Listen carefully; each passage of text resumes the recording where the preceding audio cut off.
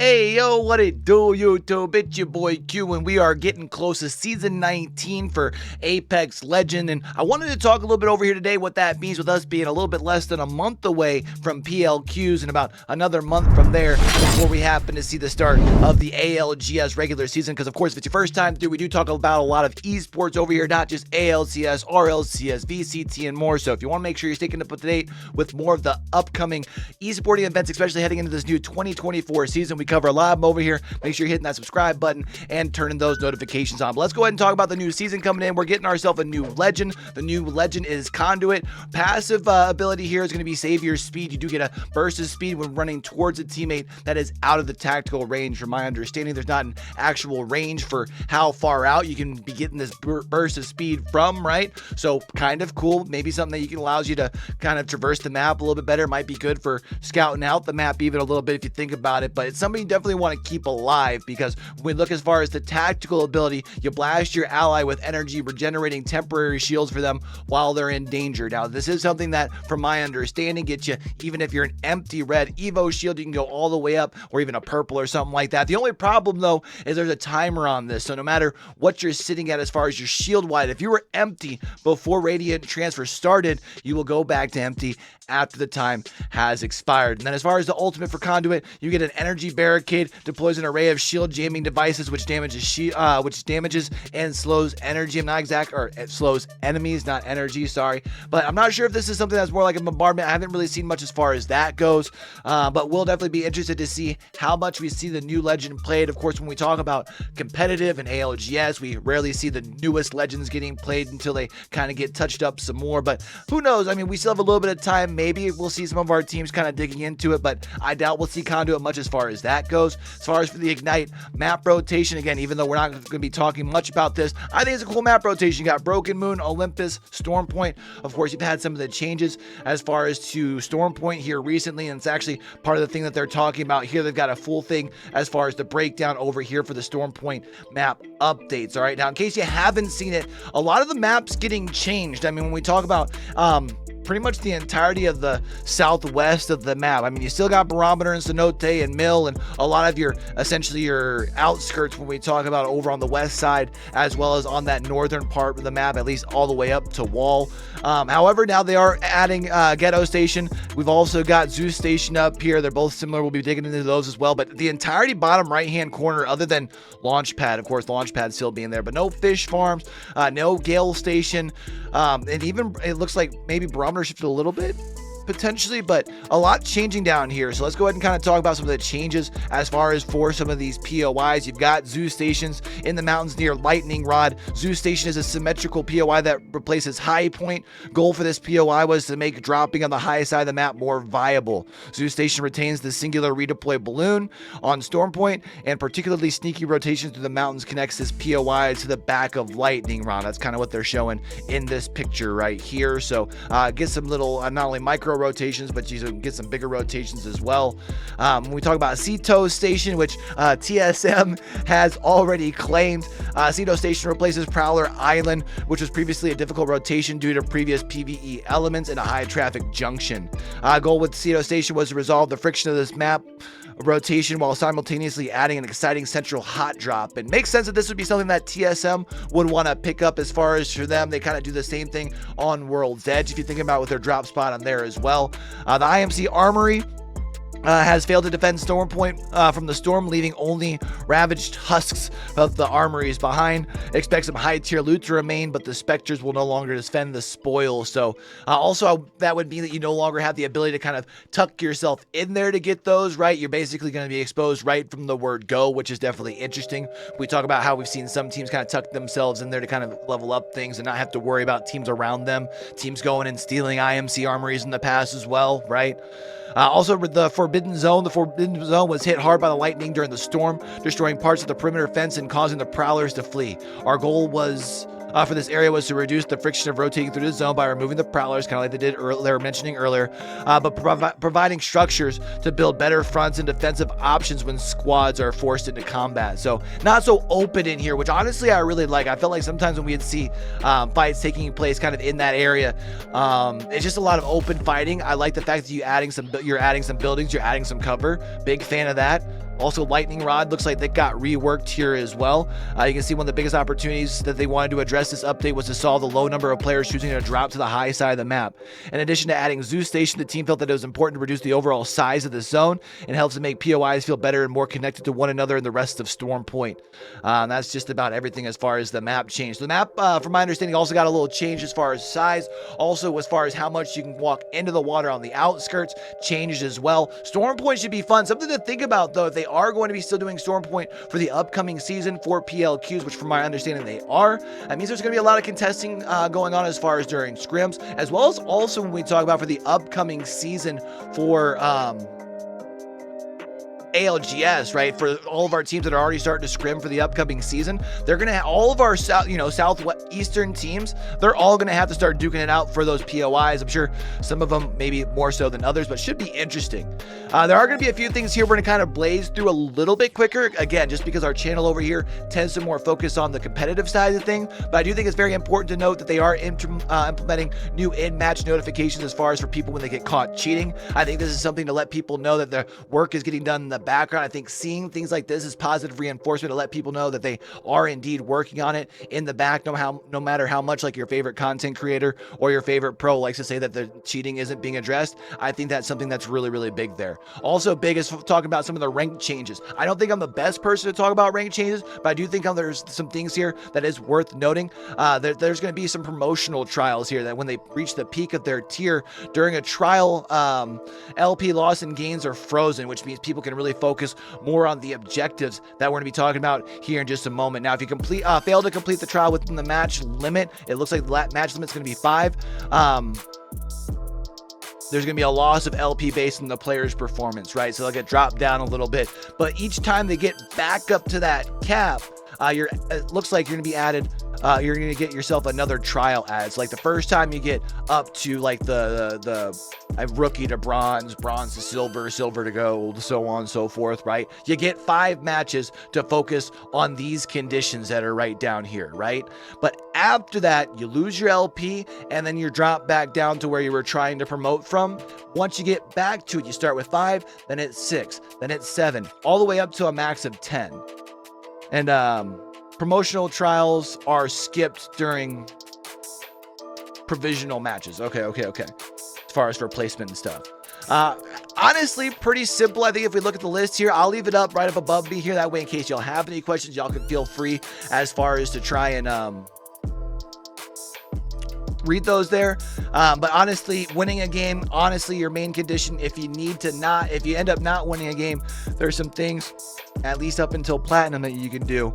You know, placing top 10 3 times, getting 3 kills assists, getting top placement 5 times, or getting top 5 3 times, getting 6 kills assists, in 3 different matches, complete both placing 10 and getting top 3, getting 3 kills and assists. So making sure you're still doing the work and not getting carried, essentially. I think this is pretty cool. Also some talk as far as the rank tuning. If that's something you guys are interested, definitely feel free to pause here. Again, we're more focused on how things change for the competitive side. Some more some more patch notes here. Cross progression rolling out, which is absolutely cool. Hollow sprays while skydiving. Cool for the casual. They want to have more stuff to interact with. That's pretty cool as well. Let's talk about some of our balancing updates here when we talk about the upcoming season. The crafting rotation, we're going to have the RE45 and the 30-30 repeater leaving the crafter, and they're back on the 4. I think the 30-30 repeater is a gun that's a lot of fun in a lot of hands. I think it's a gun that can make things difficult. I love seeing it on the floor and out of the crafter. The R301 and the Volt entering back in the crafter. I know a lot of casuals won't be a fan of that, but I do think it's something that's cool. That's something you're more consistent guns you can consistently craft if you happen to not get them up off the floor versus you're getting 30-30 repeater in a crafter like last season. I do think it's a stronger weapon, right? Obviously there can be arguments because R301's like the most consistent gun in the game, but you get what I'm saying, right? Boosted loader also removed from crafting rotation. Digital threats also removed from the crafting rotation, which is pretty cool.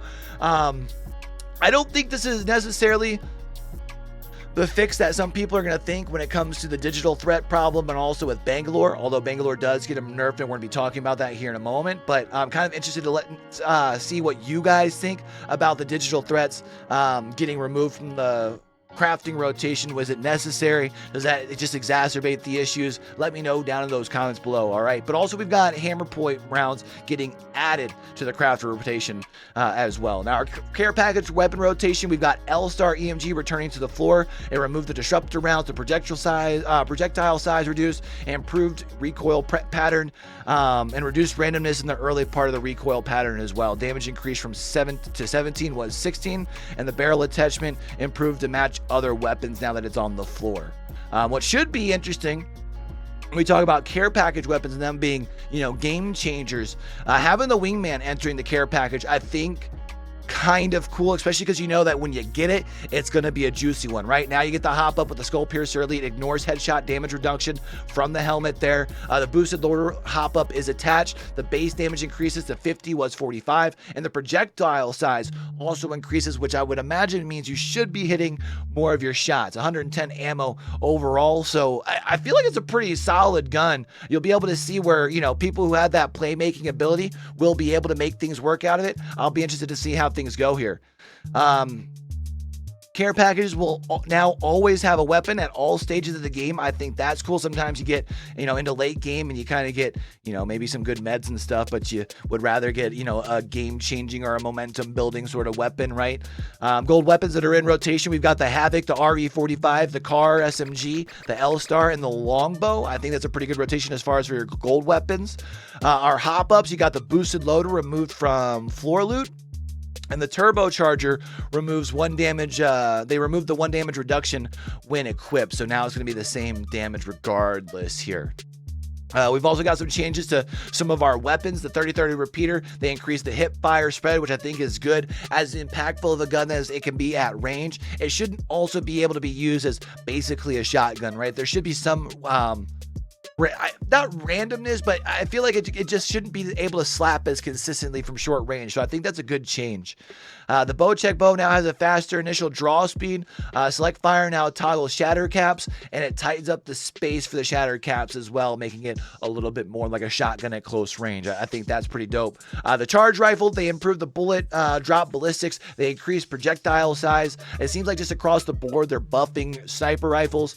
It doesn't seem like the charge rifle has been quite as impactful, should we say, as it was prior to some of the changes. So maybe this is something that might help with it. The hemlock damage reduced to 21, was 22, not really a big change. They increased the projectile size of the DMR, and they increased the amp shot projectile size of the Sentinel as well. So again, kind of buffs across the board to all of their sniper rifles here.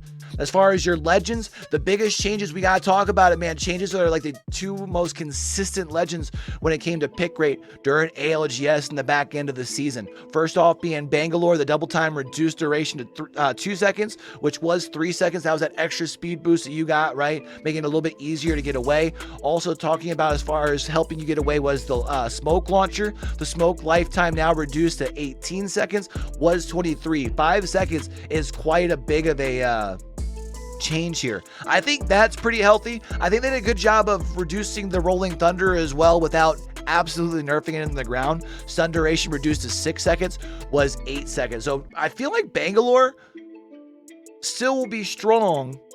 We'll still probably see a decent amount of pick rate for Bangalore, and honestly probably Catalyst as well after the changes we talk about here in a second. But I don't think it's to the point where you'll have teams feel like they necessarily need to run Bangalore.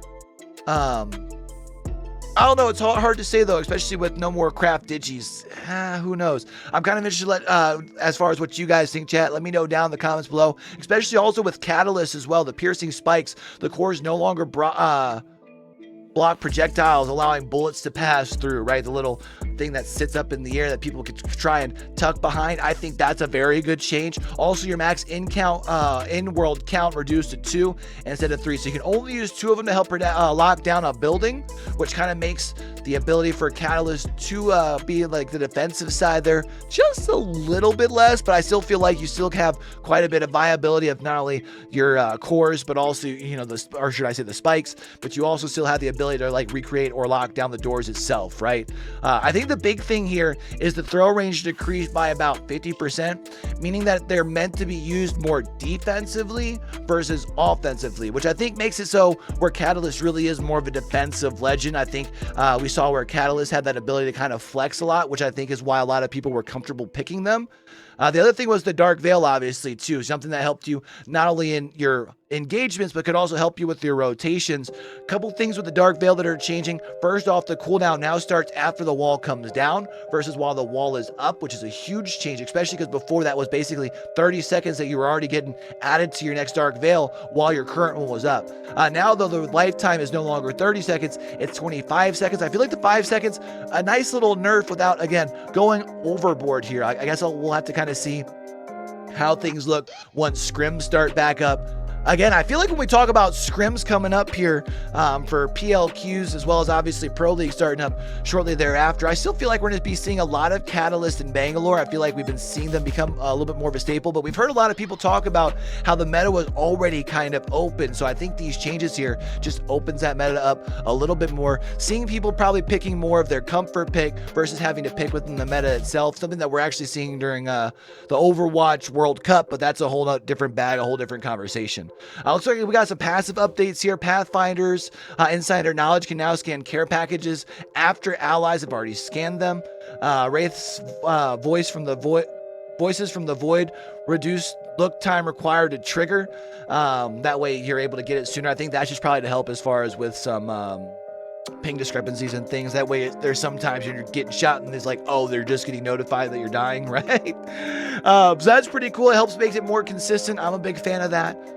We've got some ultimate updates as well. The new castle wall reduces the recovery time while landing. I'm an absolute fan of this because I felt like you did kind of get punished for starting your ult. Some could, say that obviously it's a stronger ult, but I feel like you shouldn't have gotten punished that much. I'm kind of interested to see what this recovery time change is because they didn't actually give us a time frame, right? They didn't give us seconds or percentage. So I'm kind of curious here. Same thing even you can say for the max leap height because my boy already never skips leg day and can jump, higher than anybody else. I'll be interested to see what that is. Revenant's Forge Shadows reduced time extension window to for assist to 3 seconds was 30 seconds. And Vantage's Sniper Market Bullet count increase to 6 was 5. Cool, I guess, bro. When we talk about as far as our maps and some of our changes on Olympus, they addressed a number of bugs and rat spots, addressed some annoying exploits to get underneath the map. On King's Canyon, addressed multiple rat spots, fixed geo holes in the world between relic and caustic treatment. On Stormpoint, they added 2 mixtape maps based on the new POIs, which is pretty cool. Allows people to learn those maps. Also, would be surprised to see, since a lot of teams do a lot of mixtape, or not mixtape, but like death matches and stuff. I wonder if those are going to be involved in that as well. And address a number of bugs and rat spots. So rat spot across the world kind of being addressed. As far as for the world systems, I think this is actually a really big change. A lot of people are talking about it, whether you hate it, whether you love it. Definitely feel free to let me know down in the comments because I feel like it's a big change. As somebody who watches a lot of competitive Apex, I think this is huge. Players now respawn with the shields and weapons that they had when they were eliminated. Body shield and helmet level are preserved. I think that's a questionable mark. We'll talk about that here in a second. Knockdown shield is reset to white. Why would we set the white shield, or the knockdown shield, but not the regular armor and helmet? But I digress. Backpacks are removed. Inventory will now contain some armor for their weapons, 2 syringes, and 2 cells. So you get yourself some heals, you have yourself some ammo, you've got yourself some weapons, you've got yourself some shields. Again, I think maybe we could talk about maybe a reduction in the shields and stuff, especially because I wouldn't be surprised to see teams who's land spread out. If you just kill yourself and then spawn back in, the person who was able to basically you could duplicate the body shields and helmet, because obviously those are still going to be left for people to be able to get the spoils of their earnings, right, of winning the gunfight, unless they're completely taking those out, but that wasn't my understanding. So I feel like overall love the fact that if a team recovers from a late game frag or anything like that, and they happen to lose somebody and they happen to respawn them, before when you get pushed, it's 2v3 until your friend happens to find some stuff. At least now you've got a couple of bullets you can try and be involved in the fight. I do still think maybe this part should be addressed, whether it's like we talk about, them losing 50% of it or something like that. So, you know, you do the math, red go down to blue or whatever that would happen to be. I feel like that's probably the math, right? But, you know, I feel like some things should be there just so you should make it so dying doesn't reward you more so than actually going through the process of staying alive, healing up, etc., right? Also, there's some modes that are changed for the map rotation. I'm just going to leave that up there so y'all can pause and read if you want to. Y'all know we talk more about as far as competitive stuff, a bunch of bug fixes as well. Heat shields can no longer stick to tridents. A lot of stuff that's going to be more towards your casual and ranked play, not stuff really so much that we talk about over here, since we do talk about a lot of competitive stuff. Audio, love to see if they're still talking about audios, but it seems like it's not really some of the stuff where we have audio issues where people are getting walked up on. Hopefully that still gets changed. They're fixing graphics, making sure that things are up to date there. I do love that. They've got some small mini fixes like Loba's Tactical no longer canceled when thrown on a tower near containment. Fixing an issue where Mirage wasn't, you know, becoming uncloaked when switching weapons. Quality of life sort of stuff here. I mean, honestly, even when we look at like the quality of life things that were fixed, I feel like all big things, but not stuff that's really kind of around what we talk about over here on the channel. But I am kind of curious to know what you guys think, especially with some of these POI changes, some of these legend changes. What kind of changes do you expect us to see when it comes to your common play for the upcoming ALGS season? Now that we are less than a month away from PLQs and about a month after that from the start of the Pro League itself, it's time that we start watching some scrims as well. So your boy is going to be watching some scrims. We'll be probably doing multi-streams between Twitch and YouTube now that we're allowed to do that over on Twitch. So make sure that you're following over there, as well as make sure you're following here. Honestly, I'm really trying to build the brand more so over here on YouTube. That way we can kind of have a nice little community that watches multiple esports together, man. Until we do catch y'all back over here for the next one, don't forget, man, with everything crazy going on in the world today, be true, be you, be sincere, game hard and love hard. All right, y'all, it's your boy Q, signing out.